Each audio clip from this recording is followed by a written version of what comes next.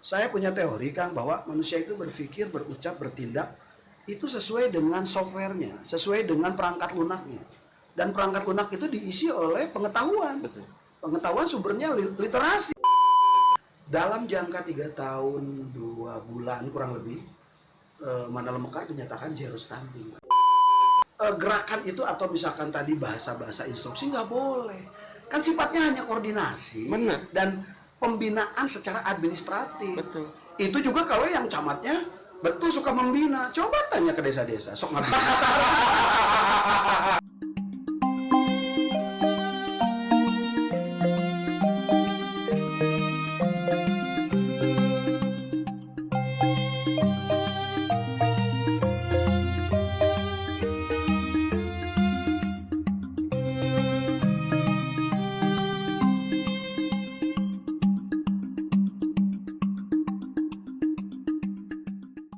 Assalamualaikum warahmatullahi wabarakatuh. Salam sejahtera untuk kita semua. Om Swastiastu, Namo Buddhaya, Salam Kebajikan. Rahayu, Rahayu, Rahayu Sampurasun. Ketemu kembali dengan channel Berpikir Merdeka, Rakyat Bicara di channel Pikirkan Rakyat.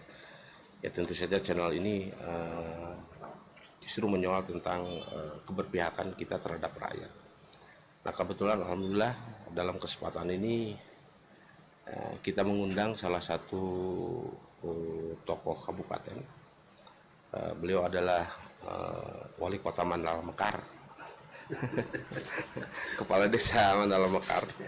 Nah, banyak hal yang harus dikorek dari beliau karena memang gagasan-gagasan atau konsep-konsep tentang pemajuan wilayah perdesaan. Nah, beliau itu sudah mulai bergerak, malah bergeraknya mungkin sudah lama-lama. Salah satunya penanggulangan stunting ya Kang ya. Iya. Oh maaf saya kenalkan dulu, beliau itu adalah Kang Alpi, sarjana hukum. Ya artinya itu sebuah kebanggaan Kang. Kita lanjutkan lagi. Nah beliau itu salah satunya sudah mulai menggagas tentang penanggulangan stunting yang memang selama ini stunting itu menjadi prioritas pemerintah ya. Ya. Stunting, terus kemiskinan, pendidikan, kesehatan dan sebagainya. Nah untuk itu mari kita korek apa sih yang pernah dibuat sama beliau.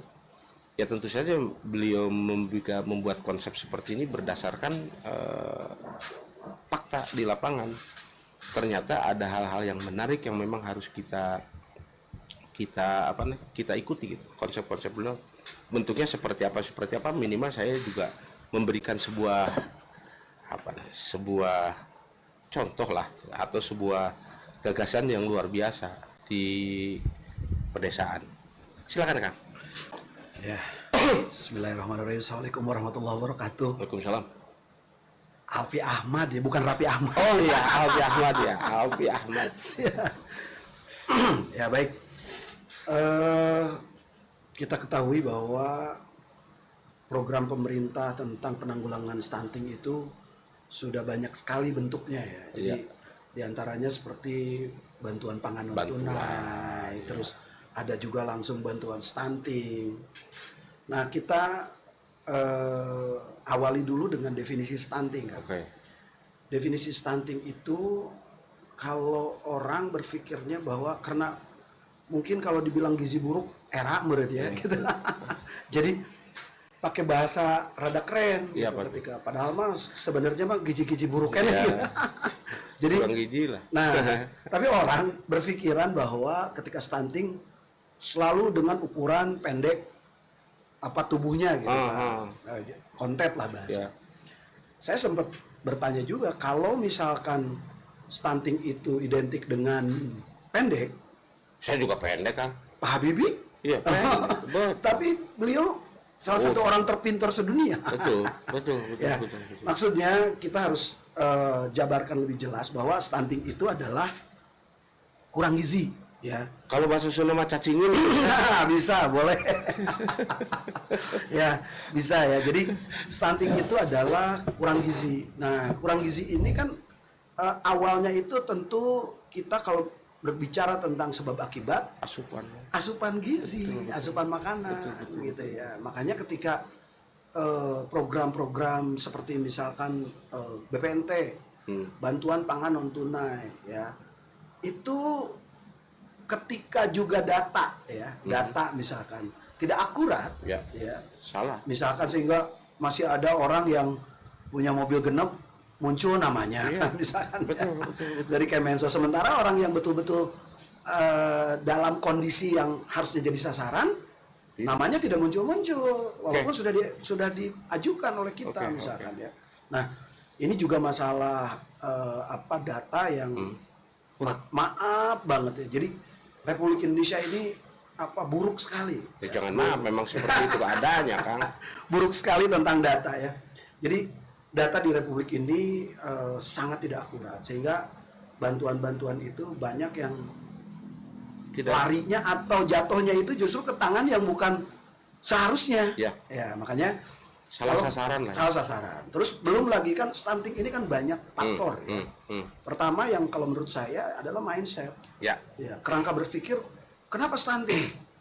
Karena saya di desa ya, pertama saya menginjakan ke sana kurang lebih ada 24 ya, warga yang stunting, terus turun 8, terus saya coba pelajari naon gitu, kenapa ini stunting itu ya. Karena kalau kita lihat rumahnya itu nggak butut-butut amat dan bukan termasuk kriteria miskin. Bahkan ada yang di depannya itu punya balong, lauknya banyak, punya sapi, terus SPPT-nya juga punya 8 siki, berarti kan punya tanah banyak. Betul. Nah, Apa tuh? jadi masalahnya itu setelah saya mencoba meneliti gitu kan, di antaranya adalah yang paling sangat krusial ya, yang paling sangat esensi adalah tadi kerangka berpikir, di antaranya adalah over budgeting atau ya gaya hidup betul, lifestyle. Jadi ketika misalkan orang bapaknya itu menganggap bahwa maaf ya, rokok itu misalkan kebutuhan. Betul. Rokok itu kebutuhan. Tapi mereka tidak berpikir bahwa kebutuhan dasar itu adalah beras, telur, daging, ikan. Kalau mereka maaf ya, ngerokoknya itu salah satu merek yang dengan harga misalkan 37.500, sementara misalkan pendapatannya, misalkan anggap dia buruh pikul, setengah hari dapat 50.000.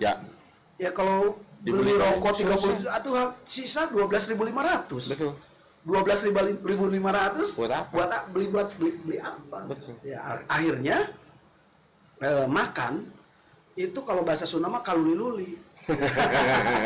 Kaluli, sehingga makan misalnya pagi-pagi sama bala-bala. Nah, ya, siangnya kalau di lembur receh bonte.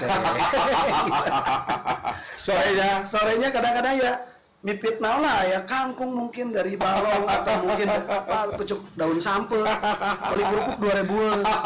Ya gimana mau dapat gizi? Betul. Artinya tidak berbanding lurus antara penghasilan dengan gaya hidup. Nah, ini barangkali kenapa saya bilang kerangka berpikir.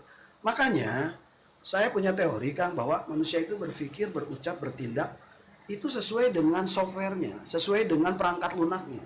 Dan perangkat lunak itu diisi oleh pengetahuan. Betul. Pengetahuan sumbernya literasi, mungkin dia dengar dari pengajian, mungkin dia lihat dari YouTube, mungkin dia baca-baca. Dan daya tangkap ya, daya tangkap itu distimulannya oleh asupan yang bergizi, protein yang luar biasa berarti kan ya. Oke, sepakat saya. Makanya saya sedikit setelah saya tahu ya bahwa ada permasalahan di masalah problem stunting lah ya. Terutama yang saya fokuskan itu adalah belanja rokok, ya, misalnya belanja rokok. Nah, makanya saya tiap minggu itu kan pengajian bulanan itu tiap dusun ya. Muter, saya selalu dari setiap materi yang saya sampaikan selalu saya sisipkan tentang rokok. Jadi bapak-bapak tolong gitu kan, kalau memang masih cinta sama anaknya sama istrinya, kurangi belanja rokoknya. Bukan berarti harus menutup, karena tidak mungkin ya tukang rokok tiba-tiba dihentikan. Wah, ngajak belut. Iya, betul. Nah, makanya kalau misalkan tidak bisa langsung drastis, misalkan turun ke bako, carilah rokoknya yang masuk akal gitu ya. Ketika misalkan mereka itu harus disisihkan, beli beras dulu. Anggap kalau beras, terus sekarang beli telur dulu. sisihkan buat beli ikan dulu gitu kan, kalau memang tidak punya kolam di rumahnya. Nah terus setelah itu baru berpikir kalau misalkan 50.000, oh ayah iya saya sana ada bapakna kan anu ngalakna, anggap ada sisa 10.000, ya 10.000 itu gitu loh. Oke, paham saya. Nah, jadi jangan sampai misalkan mendahulukan daripada kepentingan pribadi ya, padahal itu akan berdampak kepada keberlanjutan Betul. atau masa depan anaknya gitu. Nah, saya tadi menarik tuh, dari 50.000 sisakan. Ada kita rokok yang 10.000. Nah itu masalah. Ada Kang, ada banyak yang 10.000. Tapi lagi-lagi nanti tukang rokoknya yang tanpa cukai ditewak polisi deh. Betul. Benar itu kan, benar kan. Artinya ilegal kan. Iya betul. Nah caranya kan, Ya. karena saya juga tahu bahwa di Mandala Mekar salah satunya penanggulangan stunting itu dengan gaya hidup yang memang tidak besar pasak daripada tiang. Betul, Seperti itu. betul. Salah satunya kebutuhan tersier mungkin ya, rokok itu ya. Bukan kebutuhan primer atau sekunder, tersier lah katakanlah, gaya hidup dan sebagainya. Gimana kan caranya kan? Nah, saya mencoba pertama memang si orang-orang atau keluarga yang stuntingnya itu kami coba ya, maaf saya tidak menyebutkan merek, saya beli susu yang lumayan mahal atau yang kualitasnya juga bagus gitu kan. Terus kita beliin juga vitamin ya seperti yang minyak ikan apa gitu kan. Ya sesuai dengan arahan dah. Barangkali kita juga konsul dengan ahlinya. Betul. Nah, setelah itu juga kita berikan ketika misalkan posyandu, saya sama istri berkeliling ya bawa asupan makanan. Karena sebelumnya kadang-kadang untuk waktu pas jadwal posyandu itu misalkan di sini ada 40 bayi. Hampir mungkin kadang yang hadir setengahnya, kadang-kadang berapa persen tidak hadir semua. Tapi setelah kami misalkan coba bawa susu buat anak-anak, bawa susu juga buat lansia karena sekarang kan posyandu itu ada lansia. Nah akhirnya dengan beredar kabar, oh oke ayah buku, sopnya anak susu. Jadi pada datang tuh anak-anak tuh, gitu kan. Satu itu penanggulang. Kedua sosialisasi yang tadi itu. Ya, saya coba. Kak. Ya. Saya potong dulu. Susu, berarti itu duit itu kan? Ya duit. Dari mana tuh kan? Ini Kita ngambil ini atau memang duit pribadi? Kalau duit pribadi tidak jadi masalah. pertama, memang kebetulan saya juga terbiasa ya sama istri saya ketika ada pengajian itu saya selalu untuk ngabibita budak gitu kan, supaya resep ikut pengajian dan sebagainya. Saya suka bawa makanan. Kalau misalkan biskuit hanya sekedar biskuit dengan susu apa gitu. Tapi kalau kelamaan kan terkuras juga. Oh iya betul. Nah setelah 1 tahun mungkin di sana ya kita akhirnya apalagi mungkin 2 tahun kesini dari 2023 2022 itu ada anggaran ya dari bantuan provinsi. Pertama itunya kita sisihkan walaupun mungkin jumlahnya tidak cukup untuk perputaran 1 tahun, tapi ya subsidi silang lah kan. Bagaimana yang penting pertama kita hidupkan dulu bagaimana caranya agar anak-anak dan ibunya itu berhasrat untuk datang ke posyandu, sehingga di situ kami sebelum misalkan membagikan itu saya kumpulkan dulu, kasih gambaran dulu. Menarik. Nah gitu kan, kenapa stunting, kenapa kurus, kenapa ini, ibu-ibu suka ngasih makannya apa gitu kan, terus apa yang menjadi dasar sehingga mereka terbentuklah kerangka bahwa sumber penyebabnya itu mereka tahu gitu. Nah setelah itu baru kita misalkan berikan yang parah banget misalkan kita bikin grade ya, ada yang sudah terjadi stuntingnya atau ada yang kemungkinan. Betul. Ya karena di sini kan ada wanita hamil misalkan berapa hari lagi, itu juga salah satunya harus kita jaga. Betul. Termasuk dengan kerangka berpikir tadi edukasi terus. Nah setelah itu baru kita misalkan setelah itu ya tentu karena ilmu itu sifatnya memprovokasi. Saya berikan pemahaman juga tentang kemah tuh emutan bapana gitu kan, sehingga ada skala prioritas belanja gitu loh. Bahwa menarik. Telur ikan itu adalah keharusan. Jadi kalau betul bapaknya itu sayang terhadap anak dan istrinya, prioritaskan beli makanan yang bergizi tadi. Karena sangat tidak mungkin kalau pemerintah setiap keluarga terus-terusan misalkan iya dong. memberikan itu harus berapa Ya. miliar. Sepakat saya. misalnya. Itu Sepakat. jadi kerangka ketika mereka sadar mulai gitu kan, oh saya lihat juga gitu kan, banyak akhirnya bapak-bapak yang akhirnya Iya. saya lihat bawa bako gitu. Iya. Karena saya mencoba pada saat itu, alhamdulillah kebetulan ada acara ke Temanggung, saya di situ ada tembakau pilihan. Iya. Saya coba, saya sudah 1 tahun kan tidak beli rokok. Karena saya mencoba memberikan juga edukasi dan harus ada contoh. Oh iya dong. Ya, kalau misalkan saya bilang jangan itu, tapi saya beli misalkan rokok yang 45.000, Wah. terus saya diledek. Oh, betul. Makanya ke pengajian saya bawa ini. Oke. Bahkan kalau perlu, Pak, kalau butuh bako ada di saya, karena saya belinya sekilo waktu itu.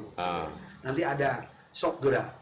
Dasar uang ngebulma kan gitu-gitu kene. Betul. Artinya bagaimana hasil dihisap dan Ya. dikeluarkan. Ya. Kan tidak perlu kita misalkan terlalu nge-brand dengan satu Betul. merek gitu Ya, kan. ya.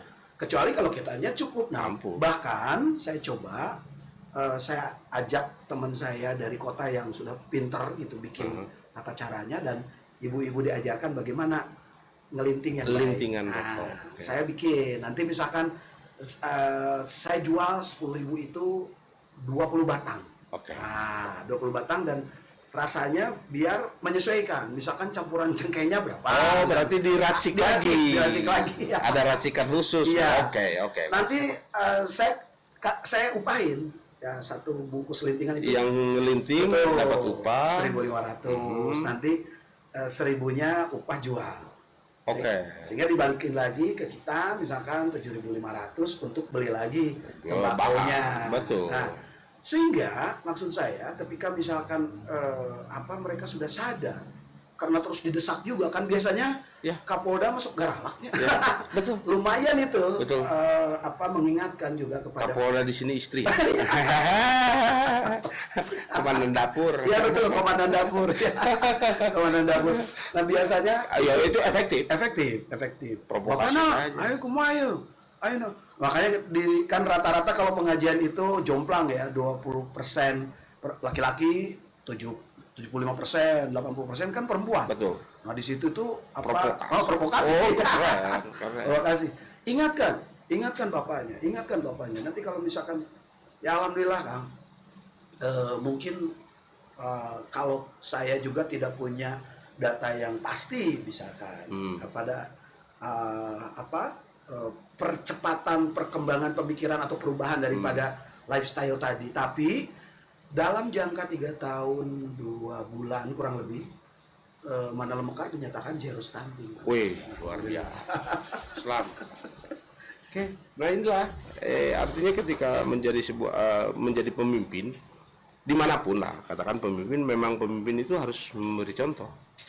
Nah, ketika pemimpin memberi contoh bagus sementara pemimpinnya tidak berbuat bagus, ya itu sia-sia kan. Nah, hal yang seperti ini memang luar biasa.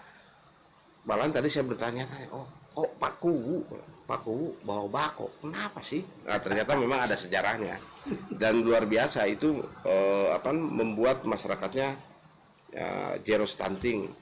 Dan stunting itu kan urusannya nanti dengan kecerdasan, Kang. Betul. Kecerdasan, karena memang asupan gizi yang memang harus proporsional ke tubuh kita, maka akan membentuk pola pikir tadi yang dikatakan oleh Kang, termasuk hal-hal yang sifatnya yang salah sekarang itu bahwa stunting itu pendek, ya salah satunya mungkin ya, tapi tidak mutlak kan itu. Tidak mutlak.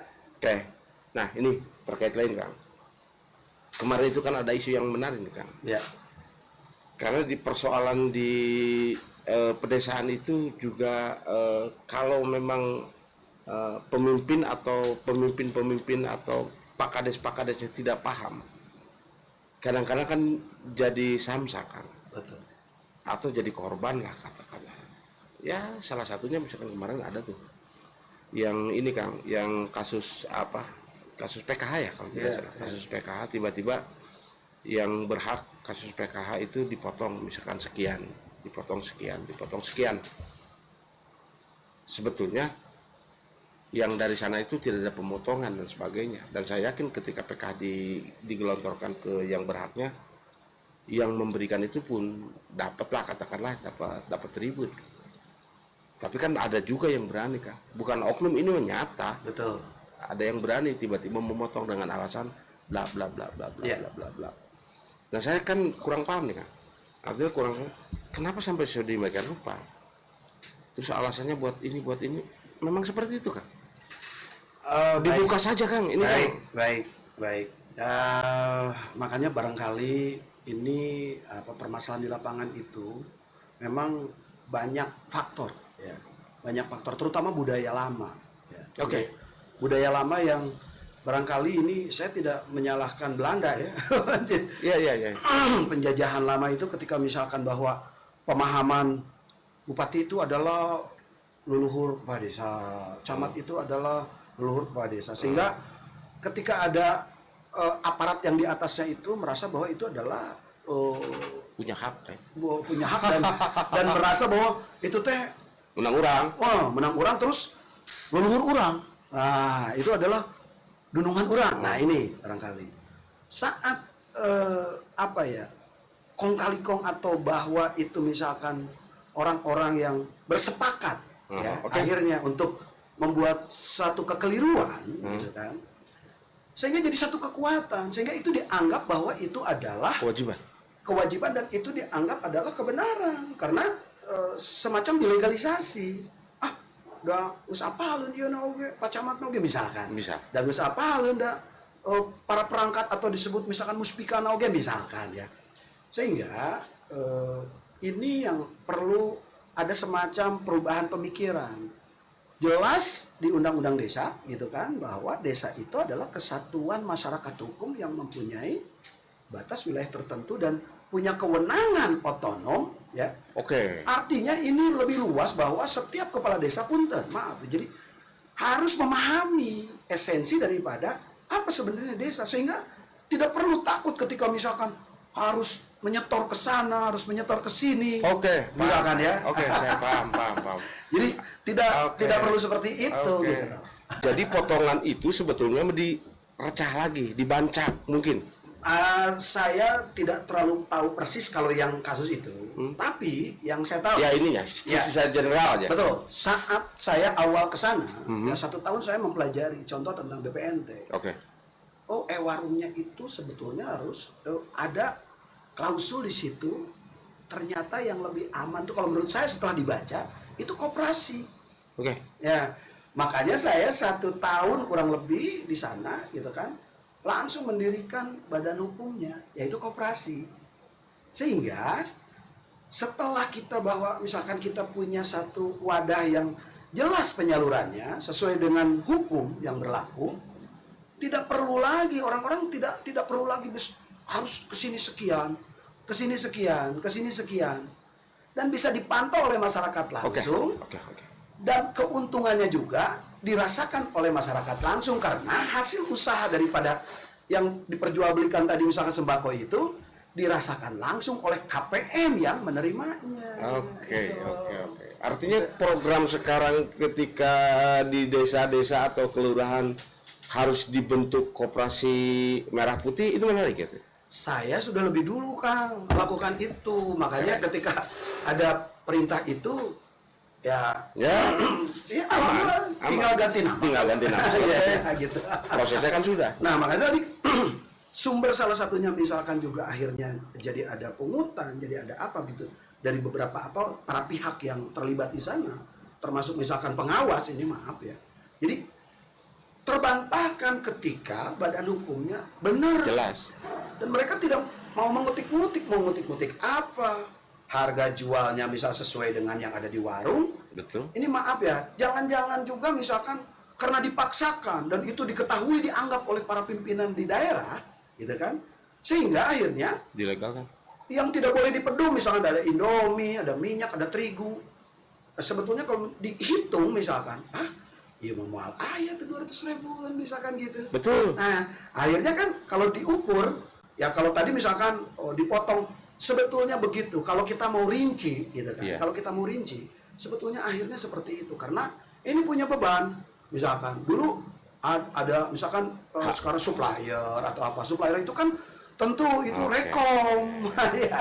Bayar untuk rekom, untuk pengamanan, untuk ini dikasih, yang tentu itu bukan sesuatu yang tidak diketahui kan. itu sebetulnya sesuatu yang sudah Yang terbiasa beneran. dilihat, tapi para pihak yang seharusnya jadi pengawas itu cicing gitu. Wah, bahaya ini. Pungli yang dilegalisasi lah ya. Wah, kacau Justru, ini. justru saat saya Kacau misalkan ini, kacau melakukan sesuatu Kacau yang ini. di luar kebiasaan atau misalkan gitu, ya kita Dianggap aneh.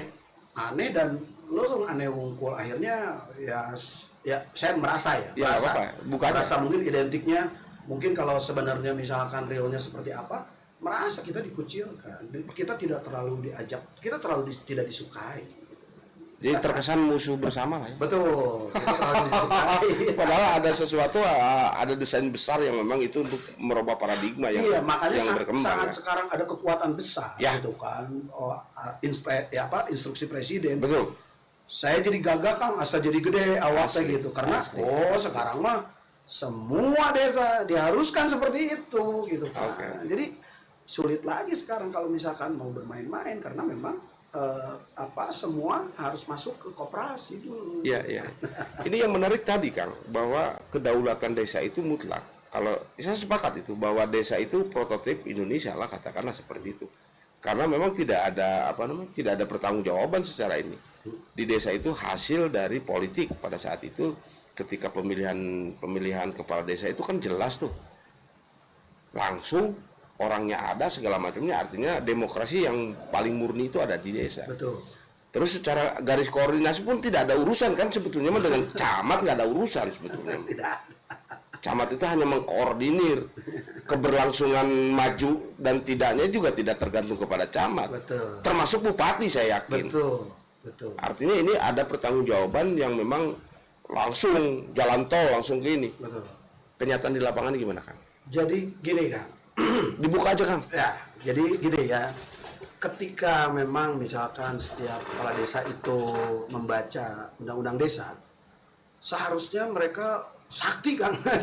Benar. Karena itu kitab sucinya dan itu pedoman ya seharusnya. Jadi tadi kembali kata Akang, betul bahwa desa itu tidak bertanggung jawab kepada siapapun sebetulnya. Bertanggung jawabnya itu adalah kepada masyarakat pemilihnya. Ya, Dan itu desa itu sudah ada jauh-jauh hari sebelum republik ini ada. Nah, makanya kalau misalkan real di lapangan sebetulnya sekarang, karena mungkin maaf sekali ya teman-teman kepala desa juga banyak yang terbatas barangkali kajian, dan bahkan mungkin disengaja dibiarkan tidak paham. bisa jadi. Kasar. Pundi-pundi loh, Kang. Iya. Jadi saya terlalu kasar kalau saya bilang sengaja dibodohkan misalkan gitu kan.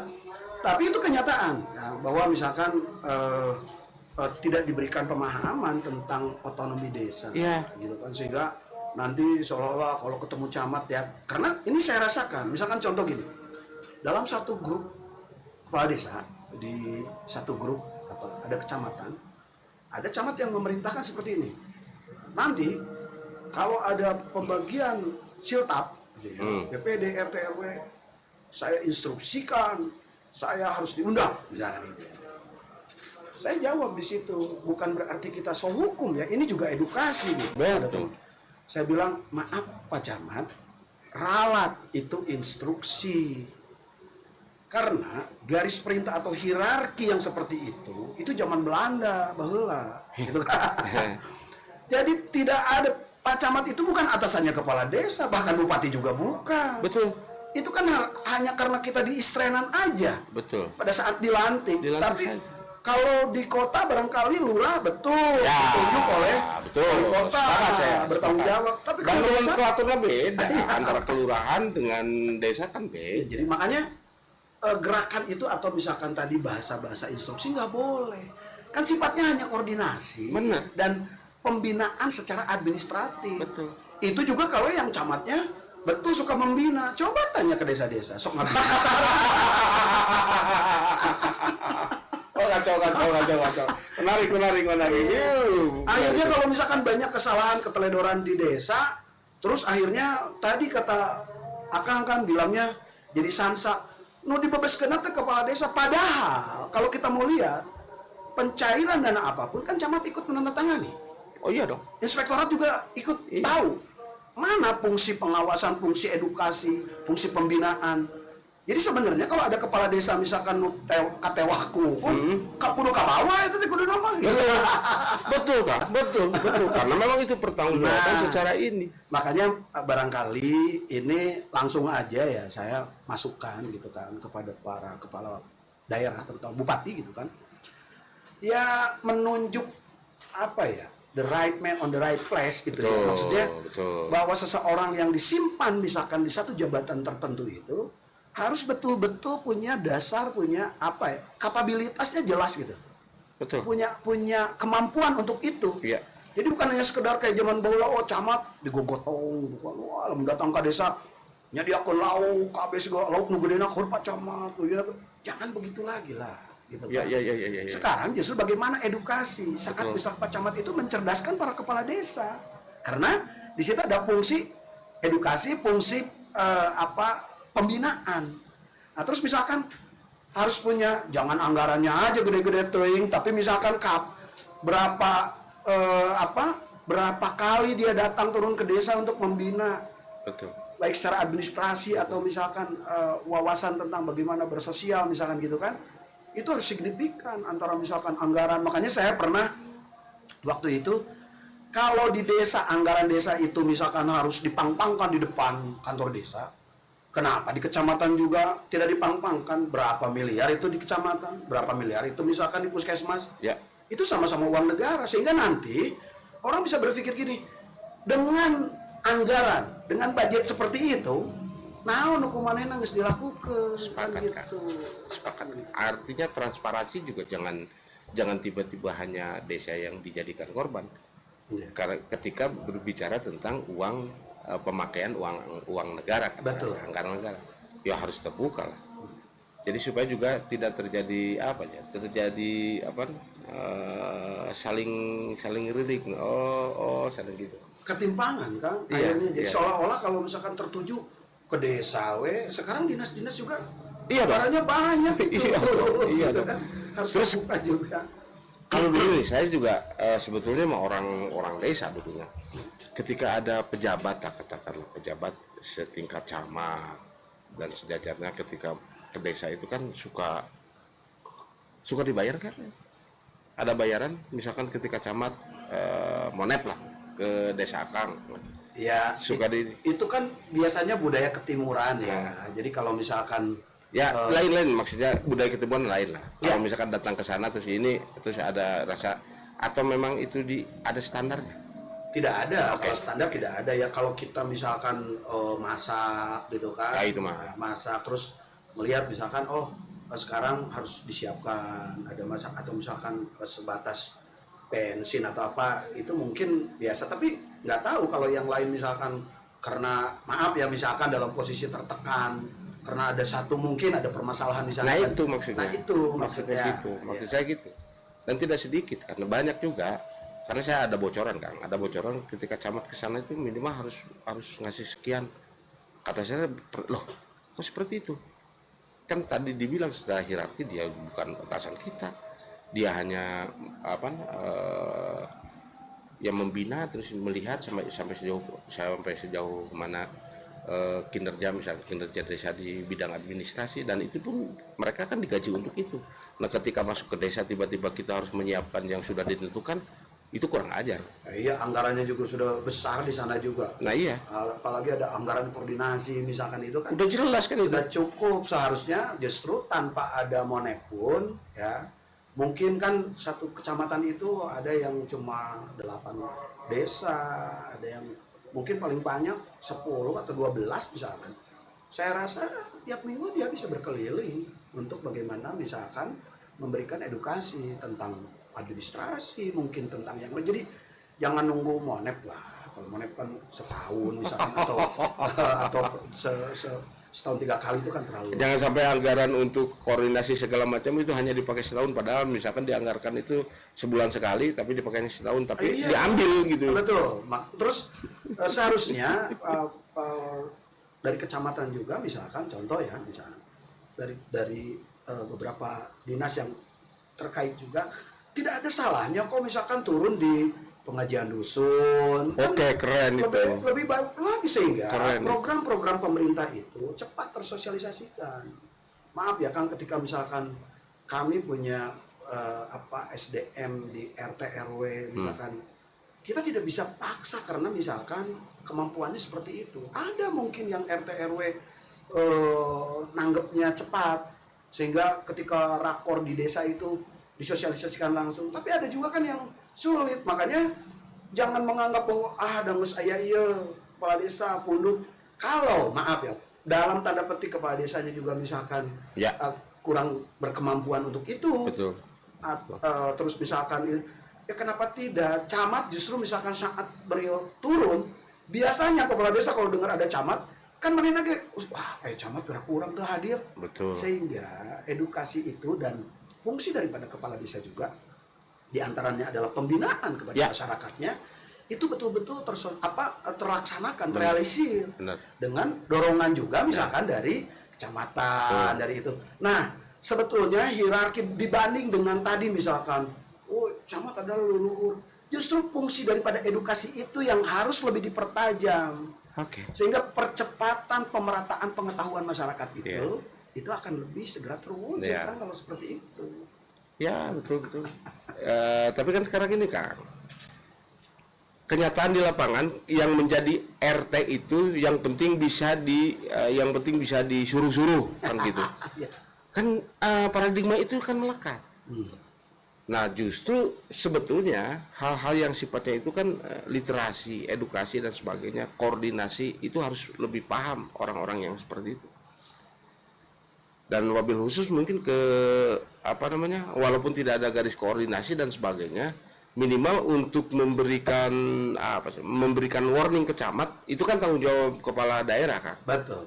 Ya, artinya kepala daerah itu kalau boleh saya bilang bahwa sebetulnya mah antara kepala desa dengan bupati itu sejajar. Betul. dari tingkat pertanggungjawaban.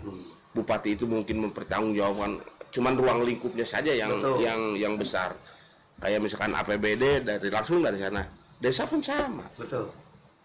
Jadi tidak lewat ini jadi langsung. Apa bedanya dengan bupati kan begitu. Betul. Nah, untuk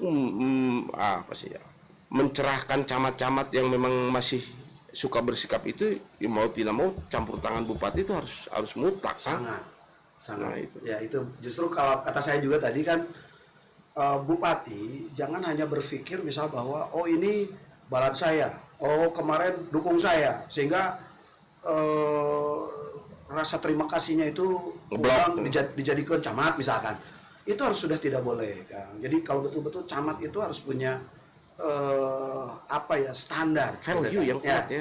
Standar bahwa orang ini, karena sama juga seperti RT tadi Pak, kalau misalkan kemampuannya hanya seperti itu, dipaksa untuk misalkan bagaimana komunikatif dengan desa ya sulit. Makanya kalau saya Kang, kalaupun misalkan Akang bisa ngobrol ya, mendesak DPR RI, mending kecamatan bubarkan Kang. Di kecamatan itu misalkan ada 14, anggap 15 atau berapa pegawai. Sekarang itu kan data itu gampang Kang. Kalau dulu maaf ya, misalkan disebutkan kecamatan, ada yang disebut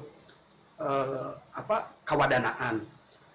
Karena kan jarak jauh berjenjang gitu kan, untuk sampai ke kabupaten itu dari desa itu. Betul.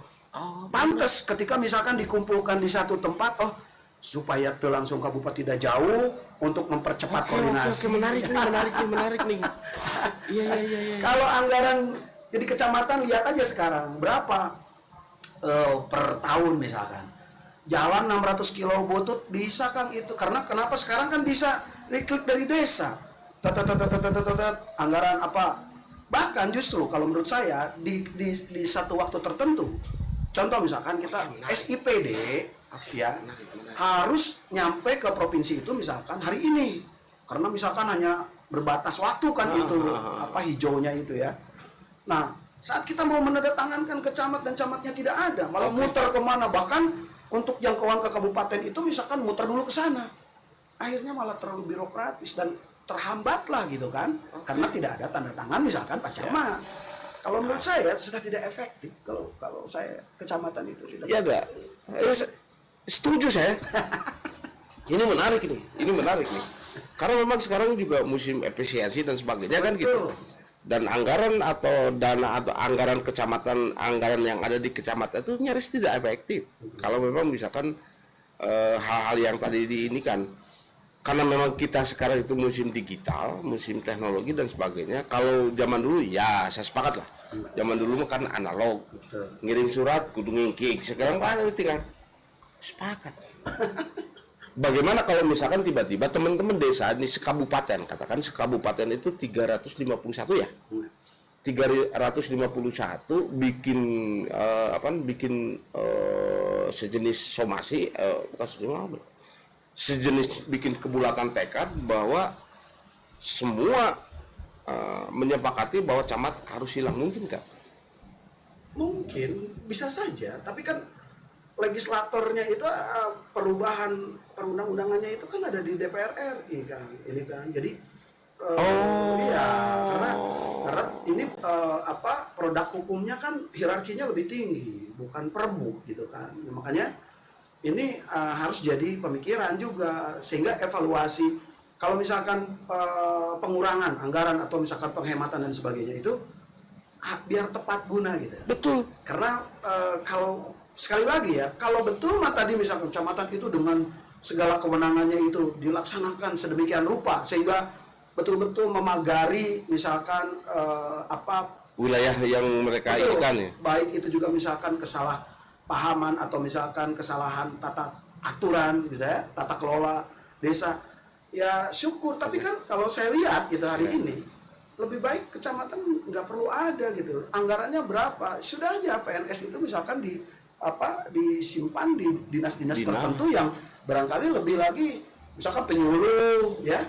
Misal penyuluh bagaimana di desa itu, satu desa contoh misalkan diperbanyak di masalah Kabakuku misalkan. Kabakuku punya, sehingga satu desa itu punya minimal satu kecamatan yang tadi bekasnya itu misalkan ada berapa desa, ada satu penyuluh hukum misalnya, sehingga kesalahpahaman administrasi atau mungkin kesalahan-kesalahan yang bisa direduksi dengan tenaga-tenaga ahli yang disimpan, bukan malah jadi kecamatan tadi, tapi anggarannya itu misalnya lebih pada bagaimana para kepala desa itu punya pembimbing gitu. Betul. Sepakat. Dan memang betul bahwa di kecamatan itu juga rentan dengan penyelewengan kan. Kalau memang tadi dibilang ya sama Kang, tadi dibilang misalkan tiba-tiba untuk sosialisasi ke desa itu, taruh misalkan mereka itu menganggarkan untuk sosialisasi ke desa A misalkan ada 8 kali, yang dipakainya itu hanya 2 kali. Nah yang sisanya kan bisa diambil tanpa ke sini, laporan aja gitu. Wah, ya. Sepakat saya kalau begitu. Artinya efisiensi itu akan dan kebayang kalau memang se-Indonesia kecamatan hilang, berapa itu uang di situ? Ya, gila itu. Saya lebih tidak efektif kan? Betul. Saya sepakat itu. Saya sambungkan atau kita adu maniskan dengan terutama di Kabupaten Tasikmalaya dengan jalan rusaknya sampai 600 kilometer kan, sehingga anggaran itu barangkali bisa lebih dirasakan oleh rakyat. Jangan untuk ke rumah sakit aja misalkan rakyat bisa melahirkan di tengah jalan. Karena kadang-kadang bisa meninggal. Iya, jalan batuna segede hulu muning gitu kan. Kebayang kan rumah sakit itu hanya ada di Singapura ya. Nah, itu kan. Kalaupun ada di mana, di Cikatomas kalau tidak salah, itu masih dalam tahap ya belum selesai lah. Ada persoalan-persoalan yang lain. Terus di Ciawi, jauh memang gede. Belum lagi dengan segala kesulitannya kan saat datang ke rumah sakit itu. Iya. Kan lain ditanya, "Ya rek make BPJS atau lain diobaran heula." Benar. Persis. Ya apapun alasannya ketika keluhan-keluhan ini muncul, karena ini kan Kang Alfi ini kan jelas, artinya ketika berbicara seperti ini memang beliau ini merasakan bagaimana keluh kesah di akar rumput. Karena pemerintahan yang paling dekat dengan rakyatnya ya desa itu, dan memang desa itu punya kedaulatan luar biasa. Jadi keluh kesah segala macam, dan memang pemimpin yang paling dekat dengan masyarakat itu kepala desa. Kalau kepala desanya, maaf, dengan tidak mengurangi rasa hormat kepada teman-teman di kepala desa, kalau memang kepala desanya tidak cerdas, tidak paham, ya itu jadi bulan-bulanan yang pada akhirnya.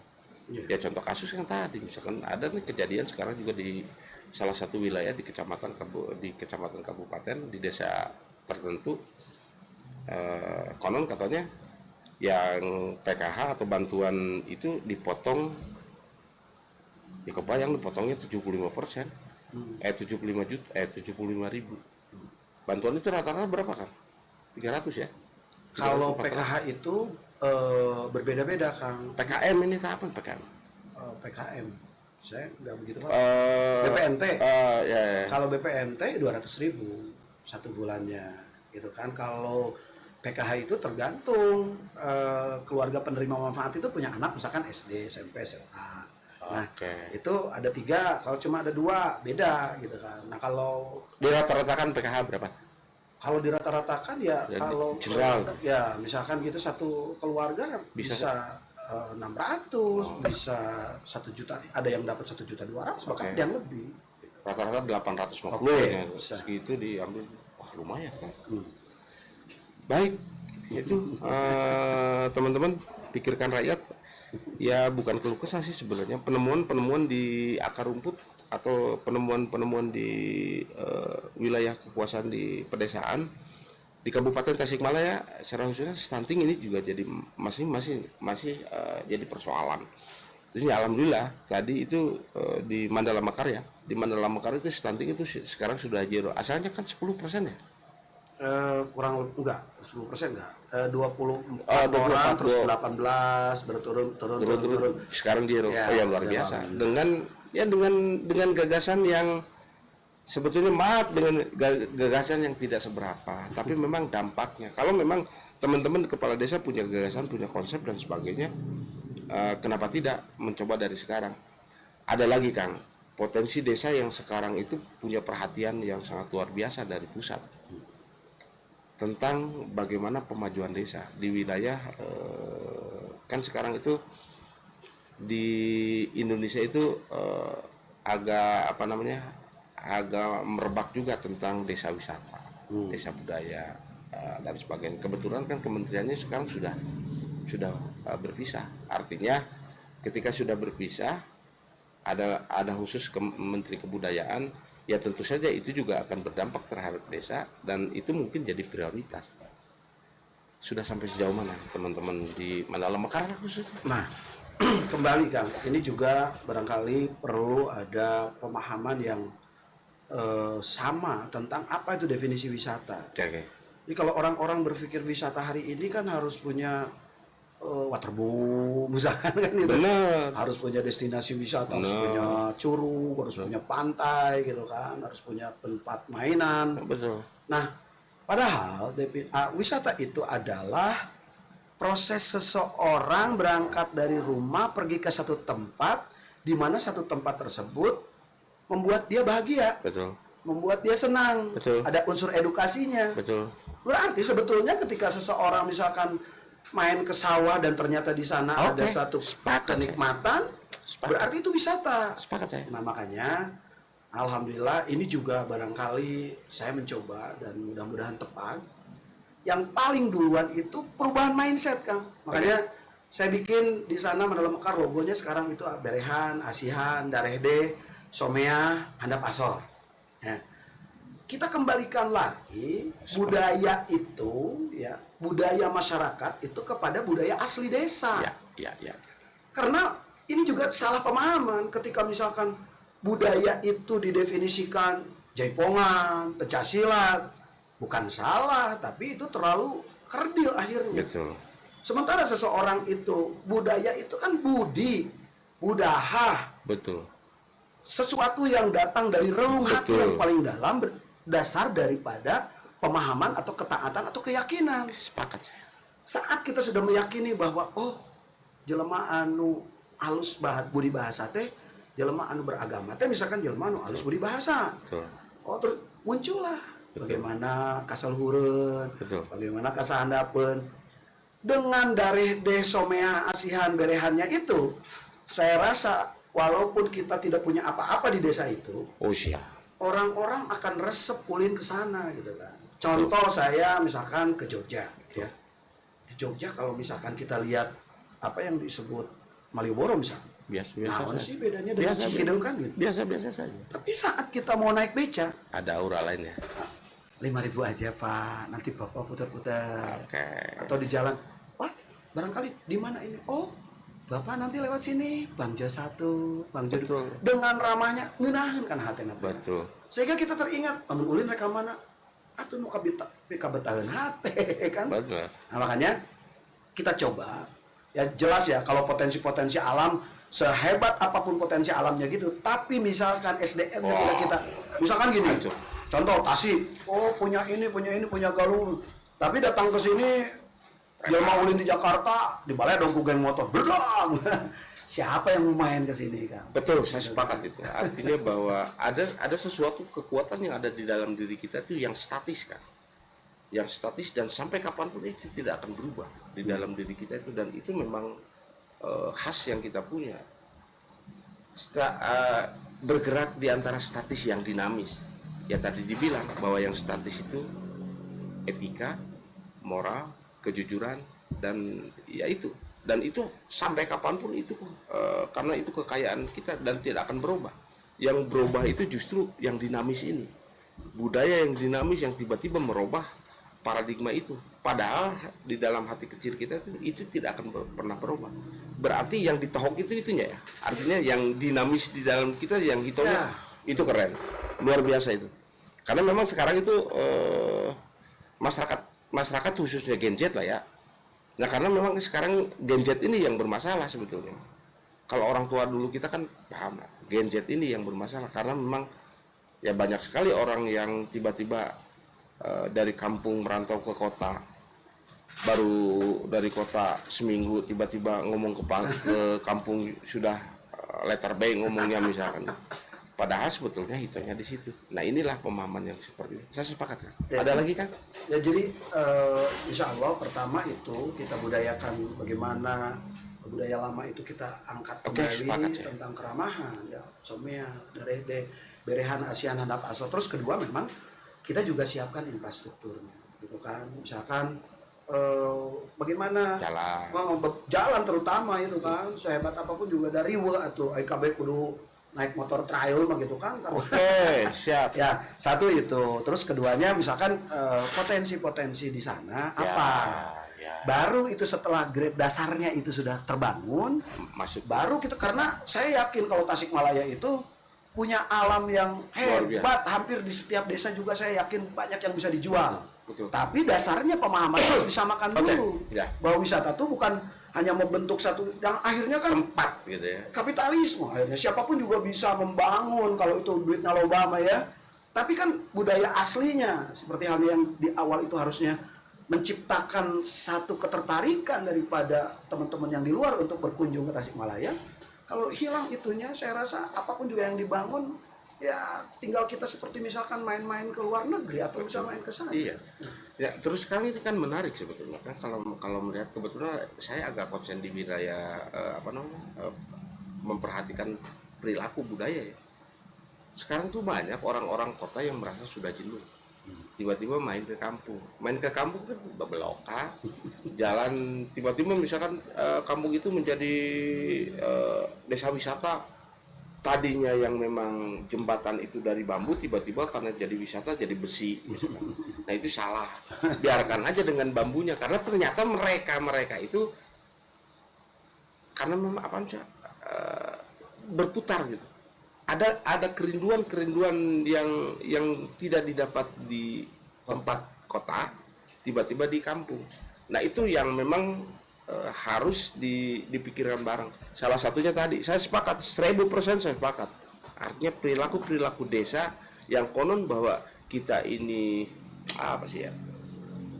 khas kita itu dengan keramahannya, dengan segala macam. Nah itu sekarang itu sudah mulai terdegradasi, apalagi di kota-kota. Iya, Saya alhamdulillah Kang, sebelum Kang Deddy juga misalkan bikin kemarin itu saya sudah bikin perdesnya. Contoh misalkan RT RW silahkan ketika ada salah satu warganya pakai motor brong, ya ininya tewak we, bilang ke bapaknya misalkan berikan pemahaman bahwa itu harus dicabut. Kalau tidak bisa nanti saya turun, saya edukasi. Kalau tidak boga duit kurang pamelikeun we gitu kan, kalau betul memang itu. Tapi kalau ada yang aslinya pasang we yang asli, sehingga barangkali nanti pun akan match dengan program wisata tadi. Jadi jangan dirusak oleh yang tadi Akang bilang kakarek sabaraha poe di kota, akhirnya membawa budaya eta ke sana yang akhirnya desa itu jadi berubah budaya Iya. gitu, ketidaksopanan, individualistis, nanti palak memalak atau di jalan rek ngaliwat oge kudu mayar itu kudu mayar, ya siapa yang mau datang ke sana? Oke. Nah, kalaupun misalkan tadi kata Akang betul, sekarang itu ya bisa ngejual hanya untuk bercocok tanam aja, banyak orang-orang yang justru mayar guyang di sawah, Betul. ngilu tanur, Betul. misalkan ngilu ngabedahkeun dan sebagainya. Itu banyak hal yang bisa dijual, tapi saya bilang tadi budaya dasarnya harus diperbaiki dulu sehingga somea darede Keren. darehan asihan itu Oke. diangkat kembali gitu loh. Dan ini saya terutama ya ingatkan juga kepada Bupati, dinas kebudayaan itu harus mengarah ke situ, Oke. ya. Oke. Bukan hanya sekedar misalkan menampilkan Betul. kesenian muhun dan sebagainya. Ini akar budaya berbahasa, Ya. budaya berpakaian, Betul. budaya silih asihan dan sebagainya. Sepakat saya. Baik, ternyata potensi Tasikmalaya itu sangat luar biasa kalau memang kita diobrolkan dengan dengan kejujuran, dengan fenomena yang memang mengakar dan kis-kis atau kasuistik yang memang ada di wilayahnya. Nah, lebih jauhnya lagi kepada pimpinan baru sekarang, Kang Bapak Bupati Kang Cecep Nurul Yakin, ini sebetulnya potensi untuk Kabupaten Tasikmalaya yang selama ini Kabupaten Tasikmalaya itu melihat desa itu hanya sebelah mata, tapi ternyata potensi desa kalau memang digali sedemikian rupa itu justru disitulah mutiara akan muncul. Maka nantinya akan muncul jargon yang selama ini kita sudah dilupakan atau memang sengaja melupakan, bahwa mutiara dari Priangan Timur itu mungkin akan muncul lagi. Dan saya yakin mutiara ini sekarang masih terpendam dan satu waktu pasti itu akan terkuak, dan keharuman Tasikmalaya, Kabupaten Tasikmalaya, khususnya Tasikmalaya Raya itu akan kembali memegang kiprah dan Tasikmalaya menjadi epicentrum Indonesia. Demikian, kita ketemu lagi di episode yang selanjutnya. Assalamualaikum warahmatullahi wabarakatuh. Nuhun Kang. Sami-sami. Asik. Hatur nuhun pisan. Asik.